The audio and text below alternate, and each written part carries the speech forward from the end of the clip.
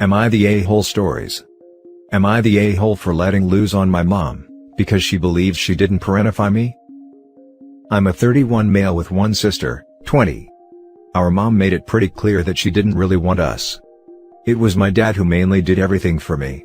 My dad tried to get her to do things occasionally, but she'd respond with, "That's what you're here for. Husbands are supposed to cater to the needs of their wife." Or if my dad called her to check if I had lunch when he wasn't there, I overheard her say the little turd can get food for himself. Not much changed when my sister was born. It was mainly my dad who had to do everything.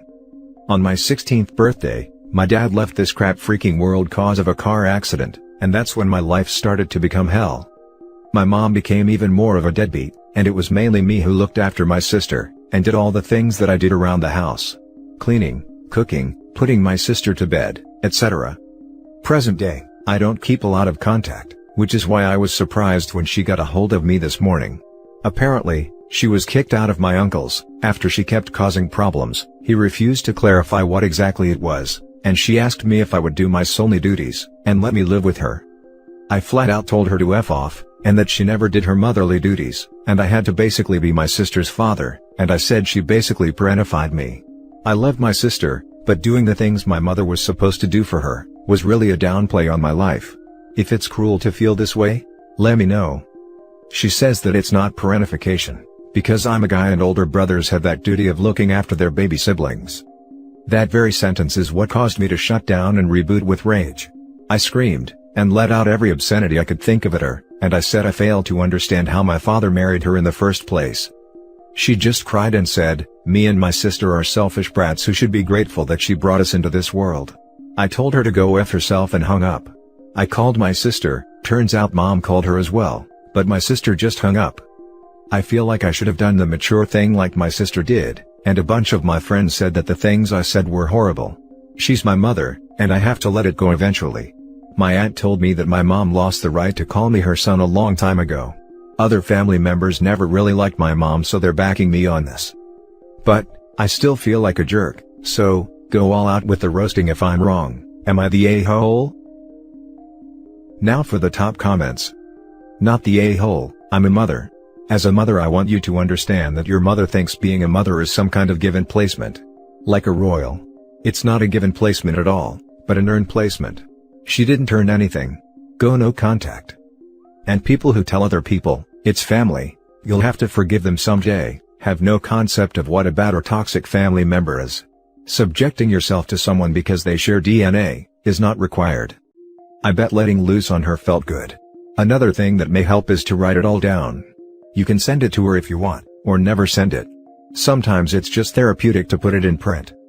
Love your sister and have a good life. I want to overhear OP say, the little turd, can get housing for herself. Not the a-hole. Not the a-hole, and you're not the a-hole for yelling and saying all those things to her either. She needed to hear those words. Your mother really should have never had children, and it sounds like she never actually wanted children, which isn't yours or your sister's faults. All your family said that you weren't the a-hole because they know how your mother is. Why did OP's friends say that he was cruel? He just said the truth, and after so long, and so much entitlement, it's no wonder he yelled. That very sentence is what caused me to shut down and reboot with rage. I have never felt a sentence describe something so succinctly. OP, you are definitely not the a-hole. Honestly agree. That sentence puts into words how I felt when ended up going no contact with my own mother. 3 days of her screaming down the phone at me, plus texting battles in between calls, because she didn't like that I had a different plan for my wedding than she originally discussed with me. Even then, I gave her a second chance and laid down about 3 ground rules for going out to lunch with me. She broke all 3 in the first 5 minutes, literally. Now for the next story. Am I the a-hole for not letting my stepsister and her family stay with me in the short term? To make a long story short, my mom got married a year and a half ago. Her husband has a daughter a year older than me who is married with kids. She and her husband were moving to my city for his job in November, and had a place lined up. Turns out they were doing a private thing, kind of like Airbnb, and were conned out of the rent for the place. They called her dad to ask for help, and he suggested that they should ask me. She and I have no communication, so he gave her my number and he called me first to give me a heads up. I said no when he asked. Then she called and asked, and I said no again. To say they weren't happy was an understatement. My mom got involved, and said a couple of weeks wouldn't have hurt. Her husband was the one who did the most communication with me about the whole thing. He said I was turning my back on family, how could I leave my own sister and nieces on the street, etc. I rolled my eyes, which he couldn't see, and I told him I did not feel comfortable opening my home at this time. The truth is, I do not see this girl or her family as anything to me. We are both adults. We met twice in our lives. We have never talked outside of those 2 times. They are strangers to me, not family, and my mom's husband is not family either. He's just my mom's husband. I only had stepsister in the title, because my mom's husband's daughter is just going to make the title long as hell. My fiancé was glad I didn't want them to stay too, but he would have been fine with it if I had felt differently. I need to know if I'm the a-hole though. My mom isn't pissed, but she's upset I turned them down. And she's who I care about most in this. Am I the a-hole? Now for the comments. Not the a-hole. You've met twice. She's a stranger. Op and the stepsister met twice, she's a stranger, and there's a freaking pandemic going on. Bringing a whole family unit into OP's home is such a bad idea all around. Not the a-hole. Not the a-hole, it was pretty bold of them to try using the family card on you, when you literally are strangers. I wouldn't feel comfortable having them in my place either, nor would I claim them as family. Not the a-hole, you don't know this person at all. Why doesn't she move in with her dad? Or, just find an apartment in town? It can't take more than a week to find a place. My mom and her husband are nowhere near the city, so they were not a good option. I think he wanted to find them something that would cost them little to nothing, aka, staying with someone. Why didn't he just pay for a hotel for his own kids instead of using you as a scapegoat? I think he wanted to not spend money if he could. The next story is titled, Am I the a-hole for picking my dog over my pregnant sister? This happened about a week ago, but I'm getting a lot of crap from family and friends, so I want an external opinion. Last year, my 32 female sister, 28 female, was kicked out of her boyfriend's house and I took her in. We don't have the best relationship, but she was jobless and I was the only relative still living in our country. Surprise, surprise. About 2 months later, she figured out she was pregnant. One day, she started to complain about my dog, a beautiful 2-year-old half husky, and how it would be bad for her baby, and that she wouldn't raise her kid with a wild animal around. My dog is a total sweetheart. I told her it was my house and if she was not comfortable here, she could leave and my dog was staying no matter what. She kept complaining, but I wouldn't change my mind. About 2 weeks ago, I had to travel for work to a remote location for a few days. When I came back my dog was not home, and my sister claimed she had no idea where it was. We got into a fight because I didn't believe her. I ended up storming off and asked a few neighbors if they had seen it. One told me the last time he saw it was when my sister took him somewhere a few days ago.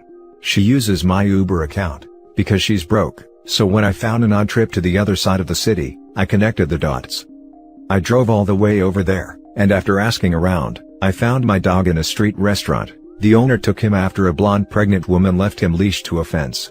I ended up explaining the situation, paying him like $500 and I got my dog back. When I went back home, I kicked out my sister. I gave her enough money for a week in a hotel, and sent her on her merry way. She made a huge scandal, and I admit I was a bit too forceful, but I was furious.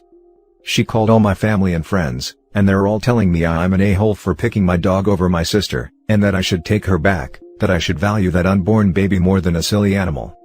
I think my dog is more important, and what my sister did is unforgivable, but I'll accept your judgment. Now for the top comments. Not the a-hole. You didn't choose the dog over your sister. She stole from you, and you discovered she couldn't be trusted to live in your house. She got herself kicked out. That silly animal is your responsibility, your sister's unborn baby is not. I can't upvote this enough. The dog was there in the house prior to the sister moving in. That's not her house. You can't make rules for a house you don't own. Plain and simple.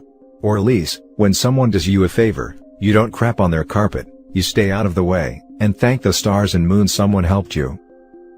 Not the a-hole. I've rewritten this so many times, I'm so angry. She's a monster. Never let her near your dog again. I would never forgive anyone if they did that to my dog. I can't believe she's going to raise a child, poor kid. I know, right? I don't know how OP managed to refrain from doing far worse things than just kicking her out, 'cause I'm seeing red just reading this. Not the a-hole. She got way more than she deserved from you, OP. Not the a-hole, not the a-hole, not the a-hole. Dude. You took her into your house. She witched about your dog, and then kidnapped your dog. I'm glad that you got your pup back and kicked her out. Get a lawyer, call the cops. She broke the law.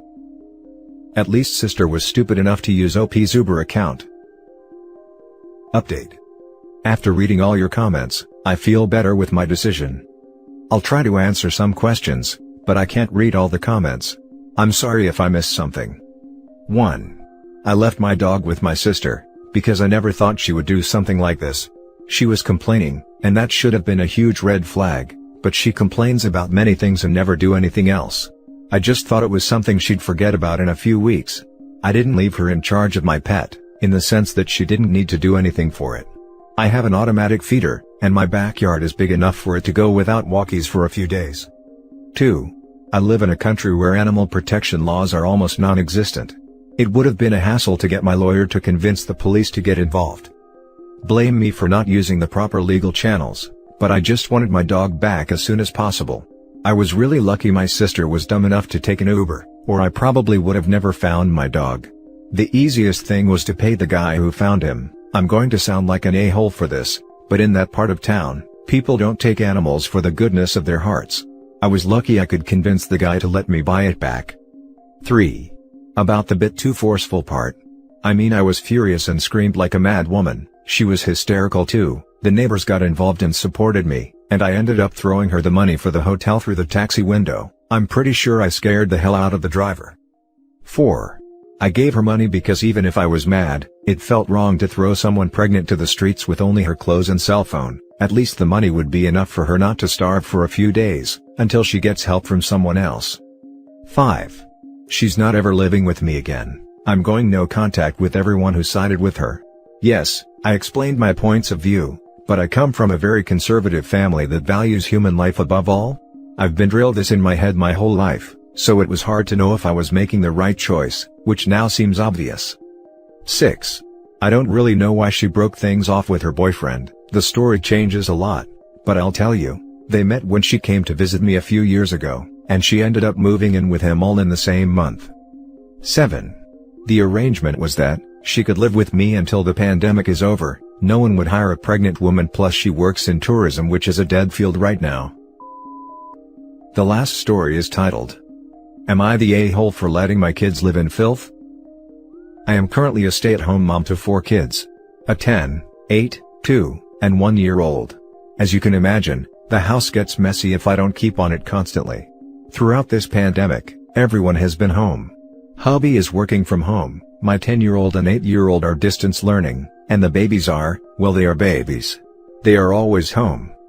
This normally isn't a problem for me. I have to clean a bit more, and help my older ones with school, but all in all, not too much has changed for myself. My family, on the other hand, seem to think being home all day every day is grounds to be lazy 24/7.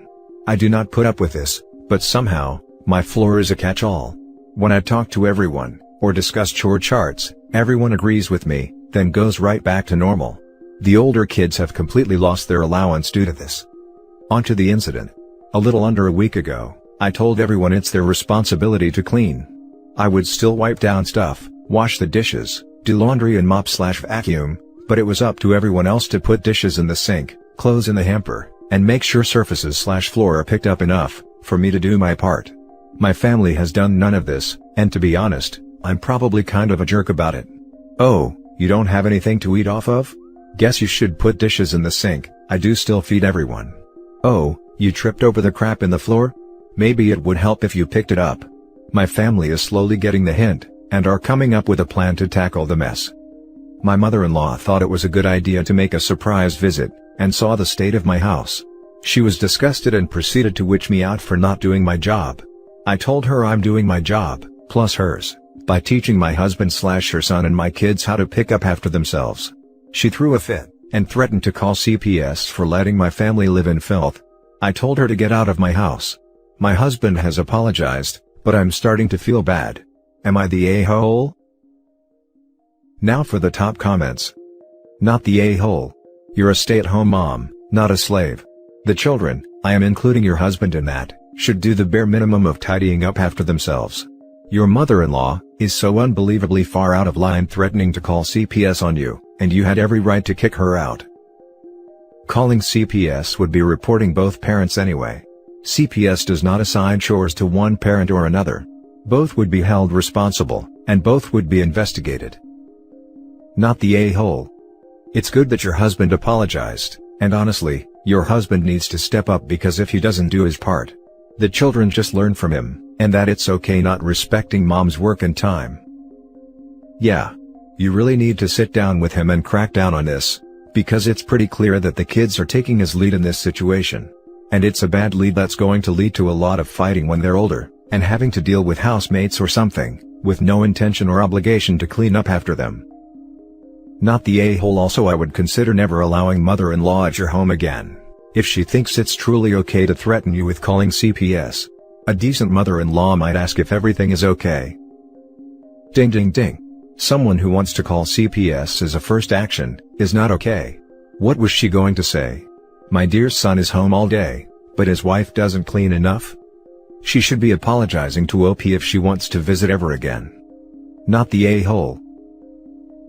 And that's it for this video, guys. If you have thoughts to share, leave a comment below. Don't forget to hit like and subscribe if you like this content.